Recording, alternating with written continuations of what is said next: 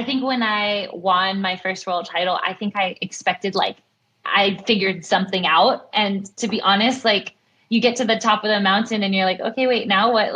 I did it. Now, it's kind of you think you would have gotten this golden key to life, but really you still have the same problems and the same insecurities. And then you just got to do it all over again. So I think that was kind of a little bit different than what I had thought. Yeah. But yeah, no, it's been so much fun. So much fun. Lots of lessons along the way. Are you ready, boys? Start swimming.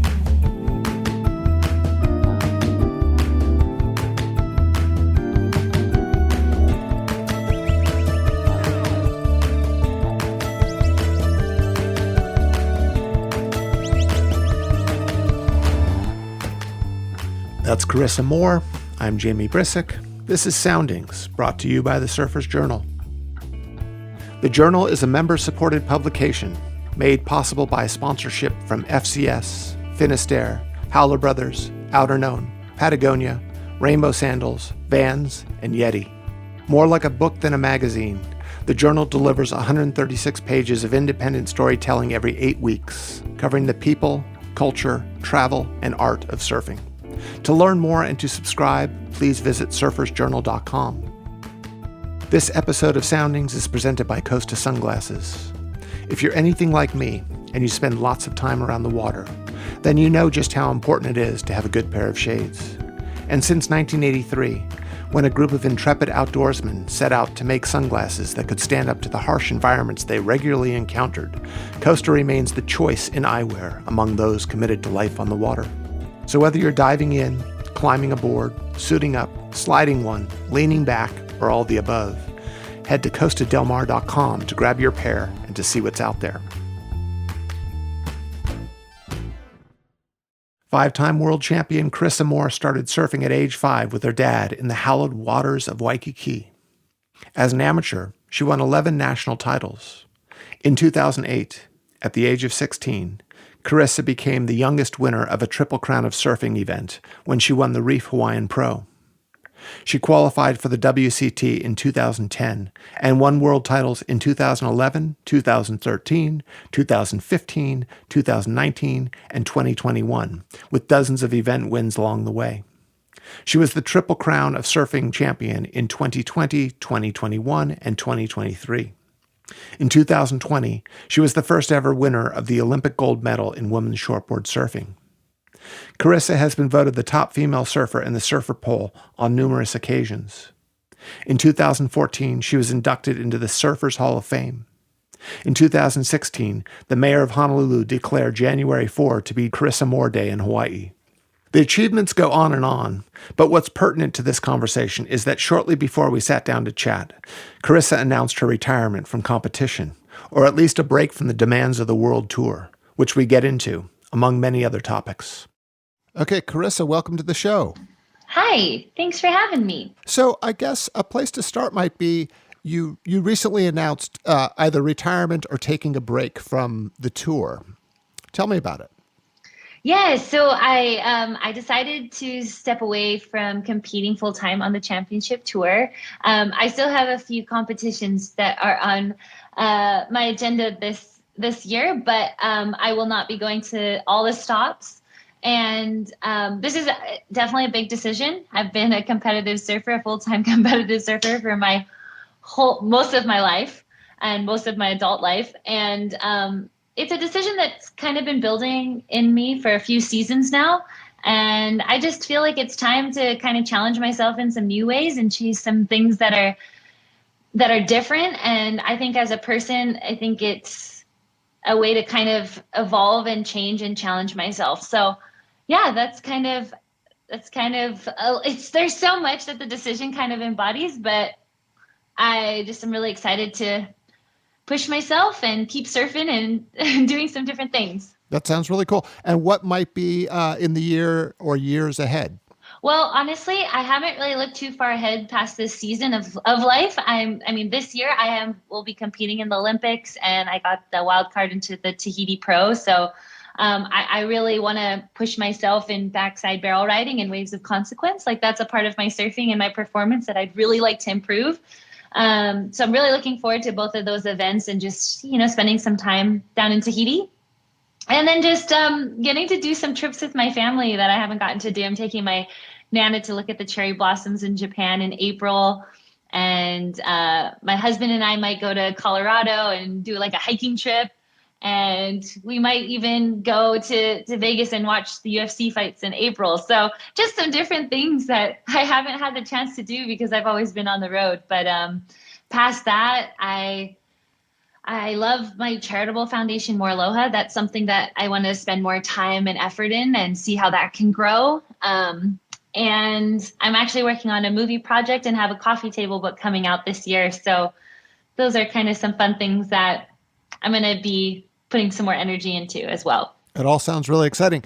It's interesting because the tour sort of takes us around the world into all these great surf breaks, but it's also kind of within the bubble of pro surfing, I guess. You sort of get to be a world traveler, but it's in many ways, it's like a traveling circus of the same people wherever you go. Yeah, no, I mean, I'm so grateful for the tour. I've gotten to see so many beautiful places and met so many people because of the tour. And I think just like the memories that I've had and the waves I've gotten to surf, it's been a tremendous journey the last 13 years. But yeah, I'm excited to see what surfing looks like without a jersey on for the whole year, and getting to surf some of the waves that I want to surf and really timing it right with swells and conditions and going with friends and not feeling the pressure all the time. I definitely know that there's going to be a certain amount of pressure and regime for preparing for the Olympics and the Tahiti contest too. But I'm also just excited to let loose and be free and see what my surfing looks like in that, in that realm. No, I think that you raise a good point because I think surfing unto itself is such a beautiful expression of freedom. But when you do it in contests, you're sort of within the confines of the judging criteria. There's a certain level of surfing to win, right? And the idea of sort of being unleashed from the contest singlet is kind of it must be a really alluring notion to be freed of that. Yeah, my mindset approach has always been okay, how do I put together a wave to get a certain score, right? And now I'm getting to just go surfing and being okay, well, I can go big on the first move. It's totally okay if I fall because I don't need to do another move. And how do I want to play around with this? And just this idea of it's okay to fall more. And yeah, that's really cool. I'm excited to make mistakes. I think this year is all about trying new things and being okay with the unknown and the things that are out of my control and kind of embracing that and embracing this growth and idea of I'm going to be learning a lot this year, Mm-hmm. not just yes. A lot about myself as well. As someone who came to pro surfing quite young, right? You were 17 when you joined the tour. Yes. Was there a moment where you suddenly realized you were surfing as good as and maybe beating the very surfers you looked up to? I don't know. It's weird. I look back just cause yeah, it's interesting. I'm on the other side of things now, right? It's such a different space to be in, but I don't know. I don't know if it's just the kind of person that I am in my personality, but I've never been overly confident or ever been yeah, I can beat these people. I'm way better or anything. I think I always had a very humble approach and I always knew I had work to do. I was always very inspired and respected the women who've come before me and paved the way. And I knew that hey, it wasn't going to be easy. I wasn't just going to show up and start winning things. And I definitely didn't. My rookie season was a steep learning curve. It took me some time to kind of find my place on tour and figure it out. But yeah. What are you most proud of? Thinking about your entire career, what is there a result you're most proud of? Is there something that you did along the way that you're most proud of? I think result wise, maybe I'm very proud of the gold medal. I think it was it's something that is still sinking in the fact that it was the first ever Olympics, first surfing, and to just get to represent my home. I didn't realize how much that meant to Hawaii, and just learning about Duke in the process, and, his dream, and just kind of seeing it come full circle was like so cool to maybe be like a small part in that. And I felt a lot more connected to like where I come from and my community. And I think I learned a lot in that process. Yep. So I think that's an accomplishment that I'm really proud of. And then I like to think that through this whole process, I've been as authentic as possible and tried to be vulnerable and true to myself. And yeah, even now I'm deciding to do something that feels right and is, it may not be what everyone else thinks I should be doing, but it feels right in my heart. And hopefully, yeah, I feel good about it. Mm-hmm.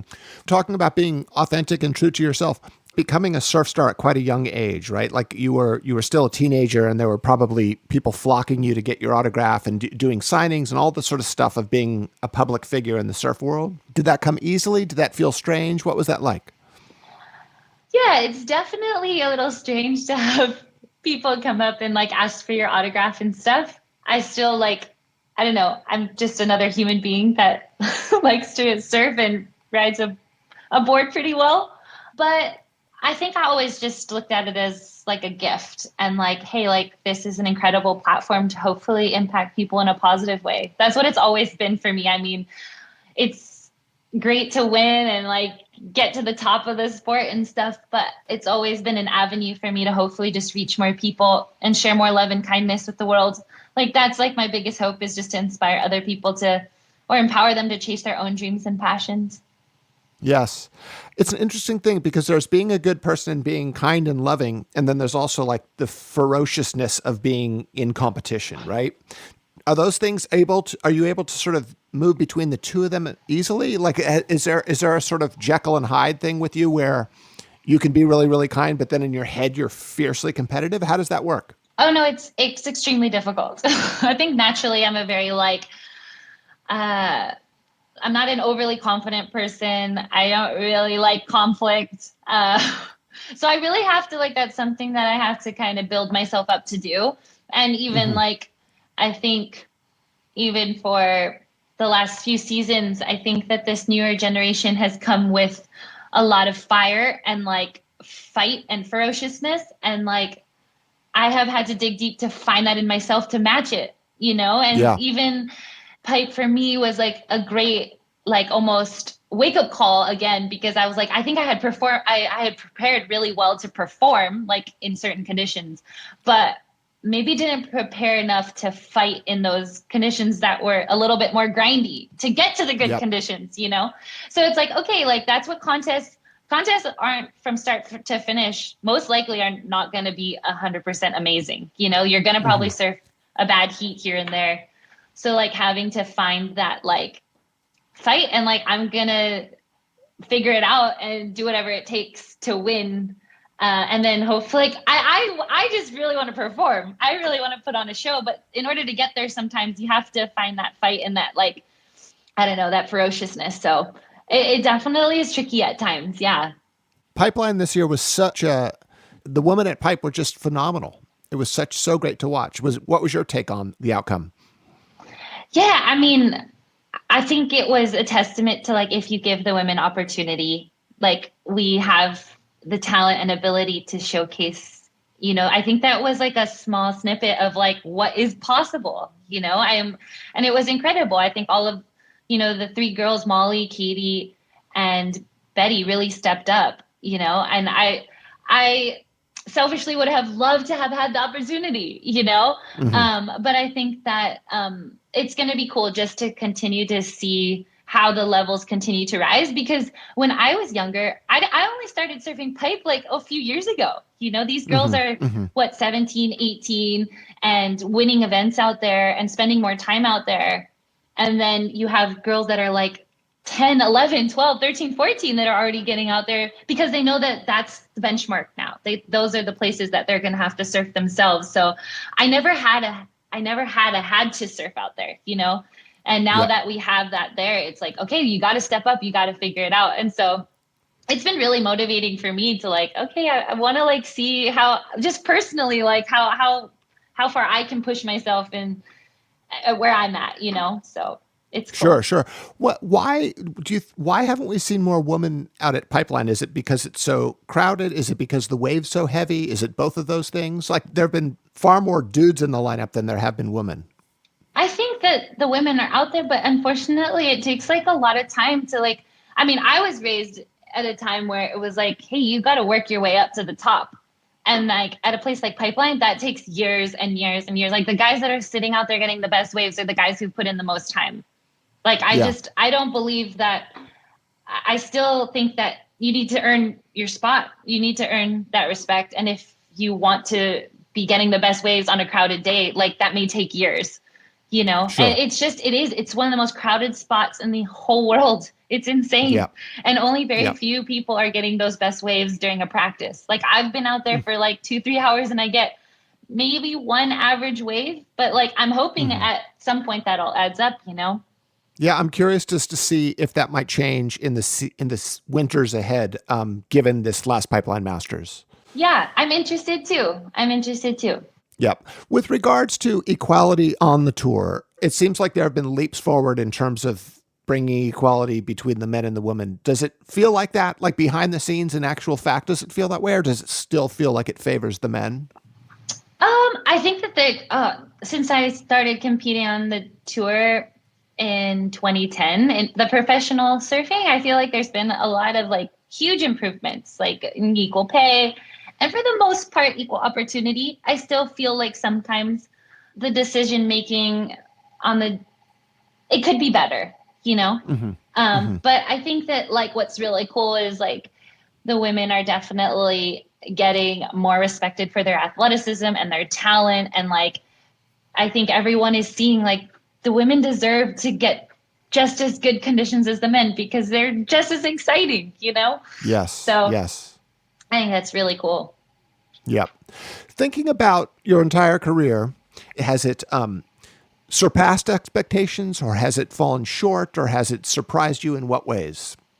I think it definitely has surpassed my expectations. I think when I was little, I definitely dreamt of winning one world title, but I never thought I would win 5 and a gold medal and just be on tour for as long as I have. So I'm really grateful. I think when I won my first world title, I think I expected like I figured something out. And to be honest, like you get to the top of the mountain and you're like, okay, wait, now what? Like I did it. Like now, you know, it's kind of like you think you would have gotten like this golden key to life, but really you still have like the same problems and the same insecurities. And then you just got to do it all over again. So I think that was kind of like a little bit different than what I had thought. Yeah. But yeah, no, it's been so much fun. So much fun. Lots of lessons along the way. How was, say, winning your first world title different to winning your 5th world title? I think the biggest difference, obviously, like it spans over, I don't know, 10 or 11 years or something like that. And just like me as a person is so different than who I was like my second year on tour. I like to think I'm more confident and feel more comfortable in my own skin and like my decision making. I think there's just a lot of life has happened. Like I've gotten married, you know, that I think like my coaching relationship with my dad's a little bit different too. Like he's definitely still very present in my life, but I think I've taken more ownership of like what I want and how I want to do it. And yeah, I think that each world title has been really satisfying and rewarding in different ways. I guess part of my question would be, does the excitement dull over time? No, I think each one has been extremely exciting. And like when you are in this pursuit, like this year-long pursuit, and it pays off and it all comes together, it's like the best feeling ever. Yeah, I can imagine. Yeah. What's been most challenging for you in your career? What has been the hardest part of your trajectory?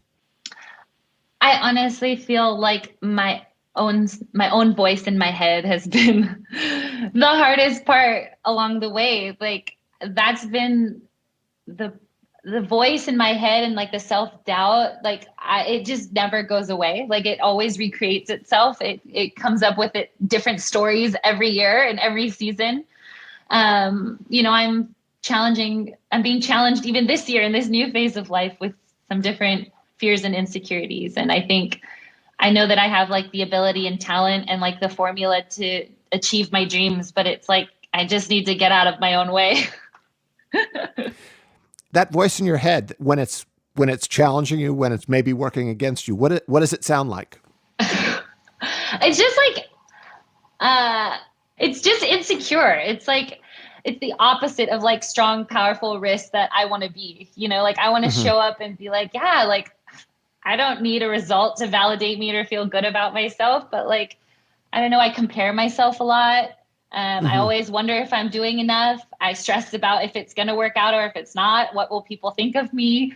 Like I have those thoughts, and I have to constantly be like, no, you're good. You're on the right path. Like, stop it. Don't listen to it, And to quiet or silence those voices, is it a matter of just working really hard? Is it a thing of like, I'm just going to shove that to the side and go to the gym or go surf or go, do whatever you do to better yourself as an athlete? Or what are your methods of quieting the voice? I think it's a combination of a few things.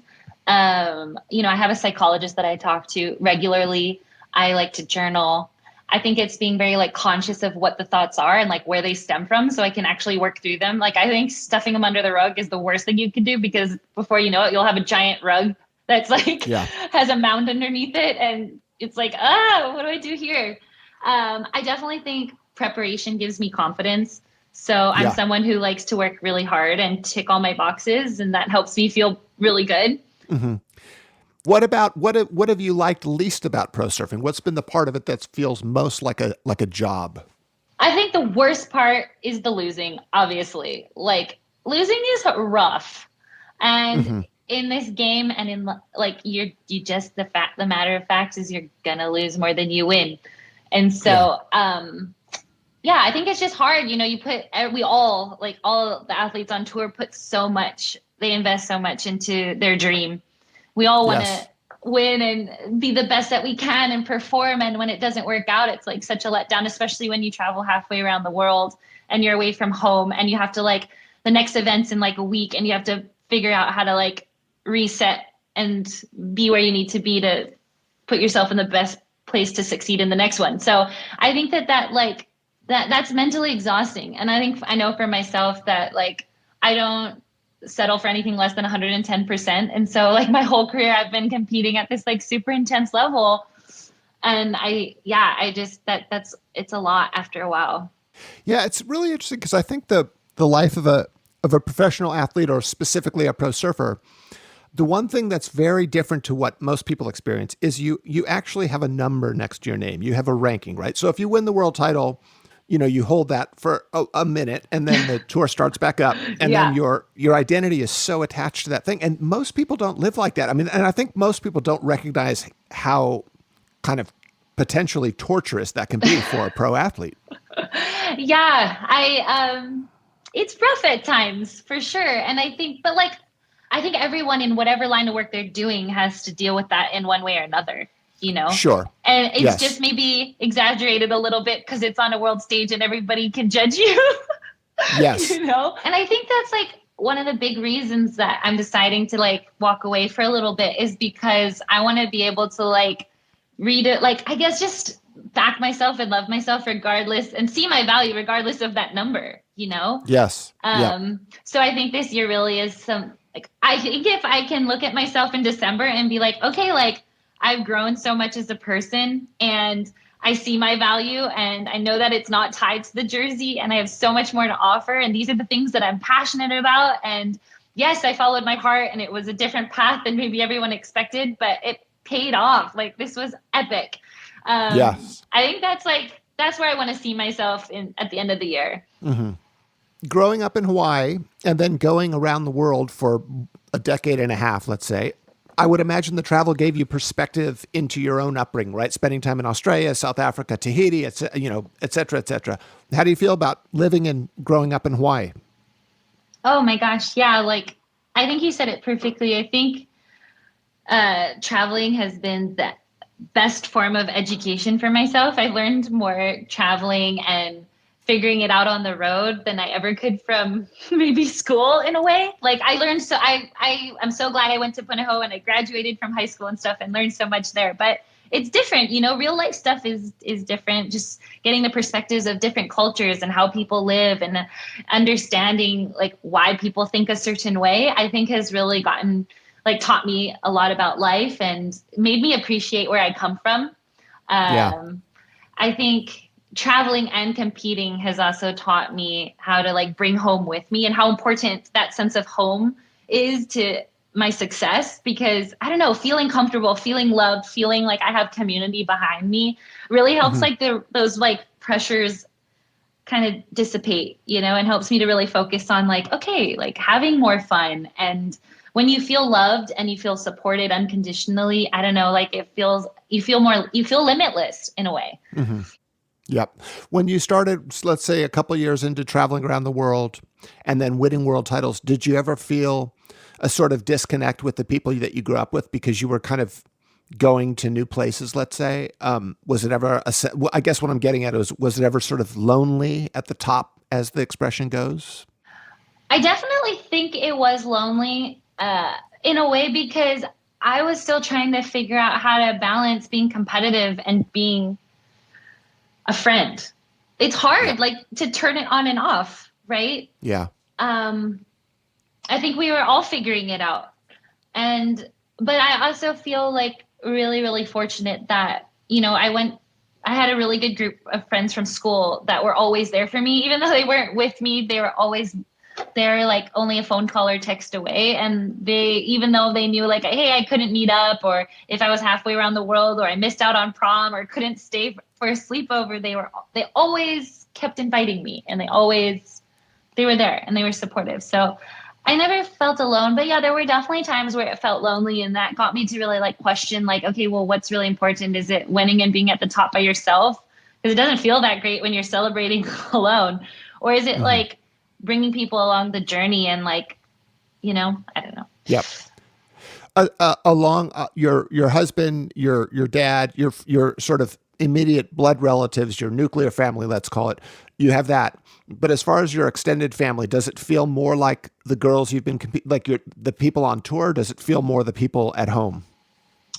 I think it's a little bit of both. I feel really fortunate that I've been able to get really close with the girls on tour, and it was really important to me. I think after I went through that period of kind of feeling alone, I was like, hey, like I want to try harder with the girls on tour, because they're good humans. They're quality women. It's hard to find quality women friends just in general. But I feel like on tour, there's so many women that are like-minded like myself. Like we're all driven. We all like to work hard. We love surfing. We like being athletic. And we get to travel around the world together. So why not lean into each other? So I'm really going to miss like seeing them all on a consistent basis. It's so funny. So yesterday they couldn't run the comp at sunset because it was a holiday. And Gabby and JoJo were like, hey, come up and go for a surf with us. And I'm like, where are you going to go? And they're like, we're going to practice at sunset. I was like, I'm usually so far away from a contest zone if I'm not in the contest. But I was like, okay, I'll come for you guys. So like I went out and I surfed with them. It was nice to see all the girls and stuff. But yeah, I'm going to miss them. Yeah. It's a strange phenomenon because on the one hand, it's all family, right? I mean, it's sort of that's probably the strongest thing. But at the end of the day, you're all competitive as well. You're sort of, you make great friends who, based on what heat you are in next, can become suddenly like your opponent, Has that dynamic ever been strange? Oh, for sure. I think there's definitely been times where like, I don't know, like it can get testy in the way that like you're in each other's space during certain times and maybe something. But I think that we've all gotten to a place where I think for the most part, we compete respectfully in the fact that like, okay, we're not going to do something shady to win. We're going to play within the confines of like what's respectful, right? And let our surfing do the talking. I feel like that's where it's come for the most part. And I also think that there's just this, at least with my generation that I grew up with, there's this general respect for each other, knowing that like we're all putting in the work. We all in the respect deserve to win and be at the top. Like none of us are slacking, we all Yes. want it really Yep. bad. And so like, I respect that, if Yep. someone beats me, I'm like, yeah, okay. What can I do better for the next time? But at the same time, I appreciate like all the work that my peer put in, and I'm happy for it. As much as it sucks for me. Yeah, that sucks. But their hard work paid off, and that's really cool. Sure, sure. Thinking about your career along the way, who were the big inspirations to you? Were they more within surfing, or how did that go? I'm so strange. I'm a bit naive, but I really look to my dad for inspiration. He was kind of like my guiding force in like a lot of like my approach and the way that we did things. Like he was like, hey, let's try this or let's try that, or like, I'm gonna put you in a heat with the boys, like no pressure, and I didn't watch too many surf movies. It's so bad. But like I filmed with Greg Browning my rookie year, and he's like, do you know this movie? Do you know this movie? And I'm like, no. He's like, okay, well, I'm going to get you all of them, and you got to do this for homework. So, yeah, my dad didn't grow up in the surfing world. He was a swimmer. And so we were kind of just like figuring it out together. And I love that. Looking back, I love that like we didn't have any like preconceived like ideas on how it was supposed to be. We kind of just like redefined it for ourselves.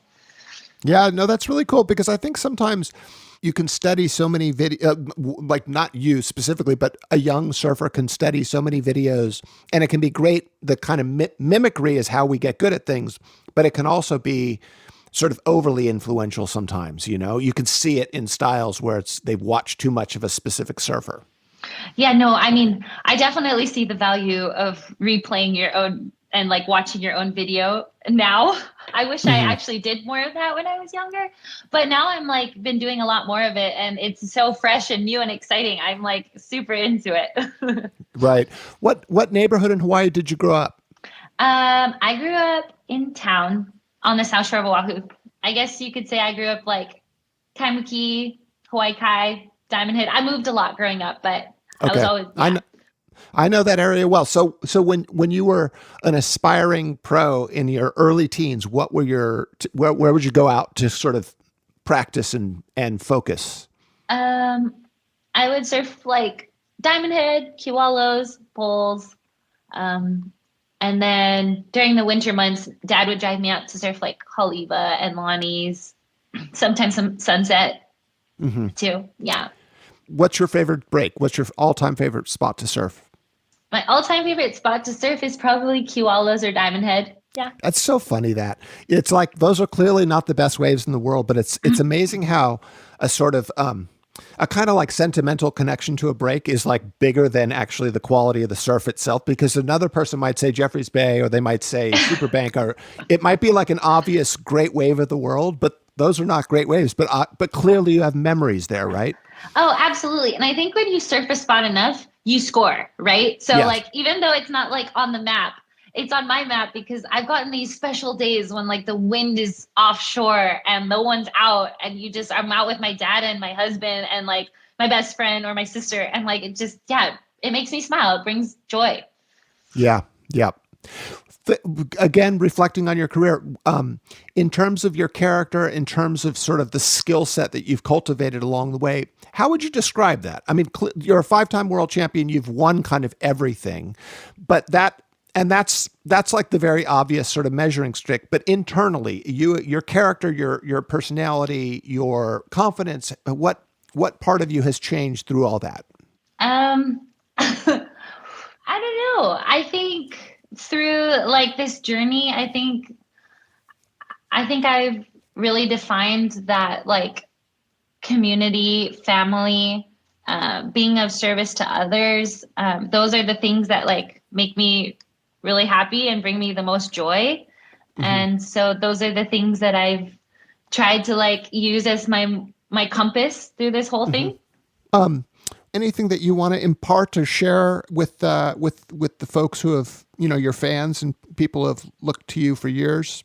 I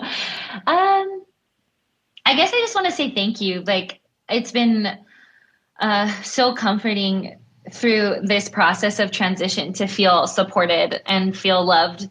And I didn't expect it.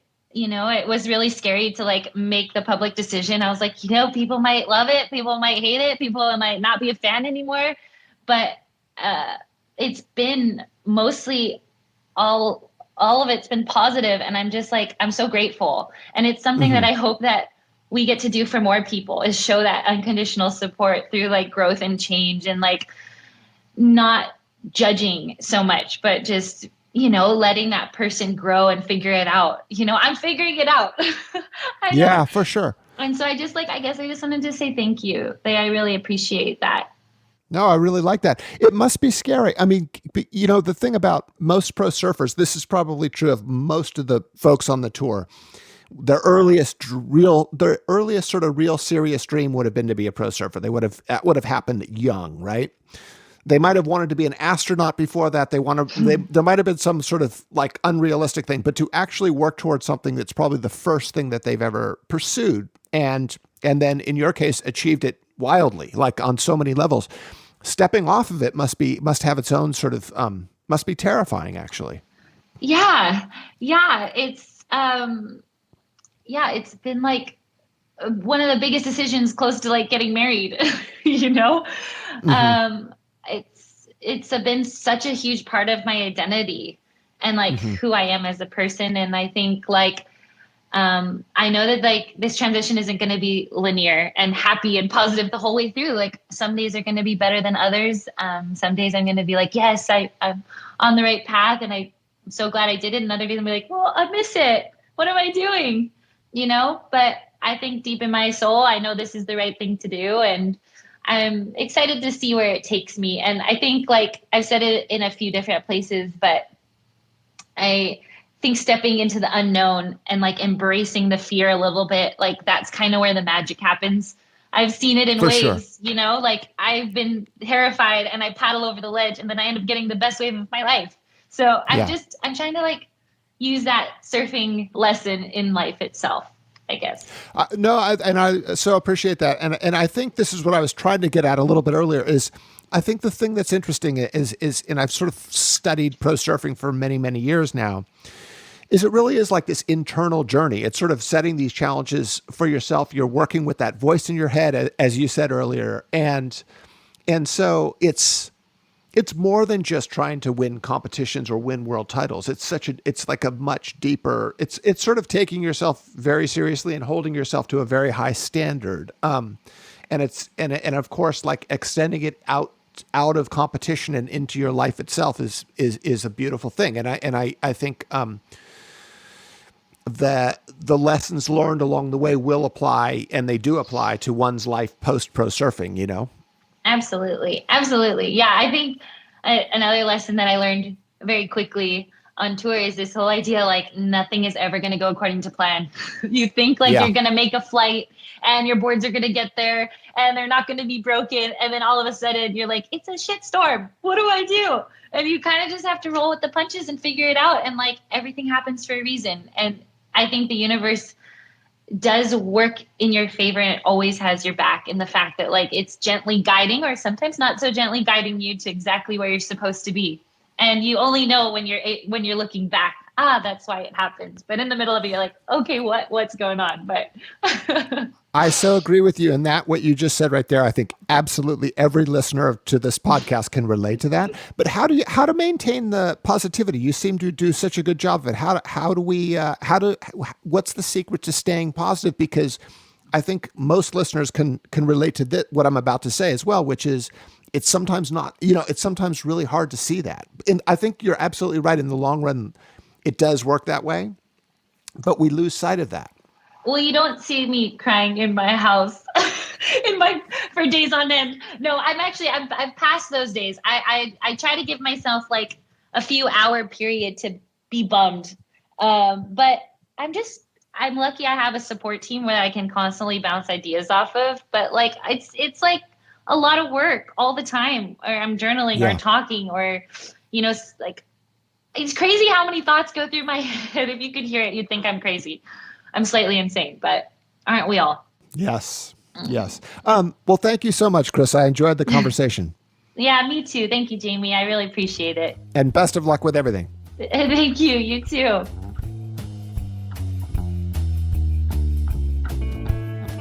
Soundings is brought to you by the Surfers Journal and is produced by me, Jamie Brisick, and Jonathan Shiflett. You can find it on Apple Podcasts, Spotify, and YouTube. Our theme song is Give Me a Wave by Oscar Matsumiya and Paz Lenchantin.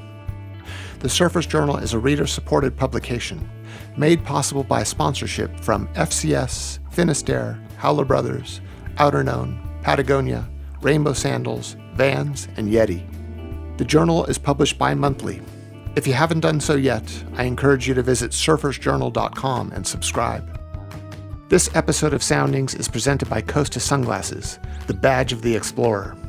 For over 40 years and counting, Costa has remained steadfast in their dedication to not only crafting the most durable, functional, and long-lasting eyewear, but in protecting our waterways and natural resources. Whether you're on the back deck scanning for yellowtail, eyeing a set swinging wide at an empty point, camped out on a bluff at the end of a rotted two-track, or anywhere and everywhere in between, Costas are built to help you see what's out there. Head over to costadelmar.com today to find just the right pair for you, no matter where the water takes you. Thank you for listening to Soundings, and until next time.